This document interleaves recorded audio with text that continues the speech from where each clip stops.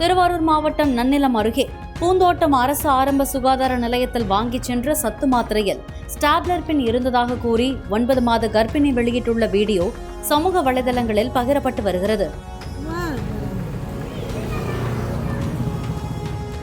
இதையடுத்து சம்பந்தப்பட்ட சுகாதார நிலையத்திற்கு சென்று செவிலியரிடம் கேட்டபோது இது இங்கு ஏற்பட்ட தவறல்ல என்றும் இதுகுறித்து புகார் அளிக்கலாம் என்றும் தெரிவித்ததாக கூறப்படுகிறது.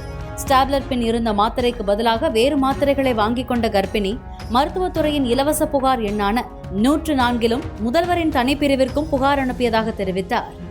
வணக்கம், என் பேர் ஜெயந்தி. நான் திருவாரூர் மாவட்டம் பூந்தோட்டம் வீராவரி கிராமத்திலிருந்து பேசுகிறேன்.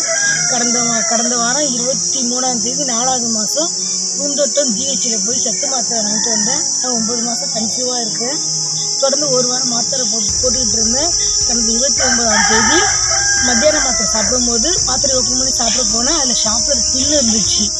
அதை பார்த்துட்டு நான் டாக்டருக்கு எங்கள் ஊர் பூந்தோட்டம் ஜிஹெச்சுக்கு இன்ஃபார்ம் பண்ணிவிட்டு சிஎம் புகார் எண்ணுக்கு நாங்கள் புகார் அறிவிச்சிருக்கோம். அதுபடி மேற்கொண்டு என்ன நடவடிக்கை எடுக்கணுமோ எடுங்க. புகார் தெரிவிச்சுட்டுங்க பேரில் அவங்களும் ஸ்டெப் எடுக்கிறேன்னு சொல்லியிருக்காங்க. இனிமேல் எந்த கர்ப்பிணி பெண் மாத்திரை சாப்பிட்டு இருந்தாலும் கொஞ்சம் கவனமாக பார்த்து சாப்பிடுங்க. இது எல்லாருக்கும் தெரியறதுக்காக தான் நான் பேசி உங்களுக்கு வீடியோவாக போடுறேன். பிளே ஸ்டோர் மற்றும் ஆப் ஸ்டோரில் இருந்து பாலிமர் செயலியை QR கோடு மூலம் பதிவிறக்கம் செய்யுங்கள்.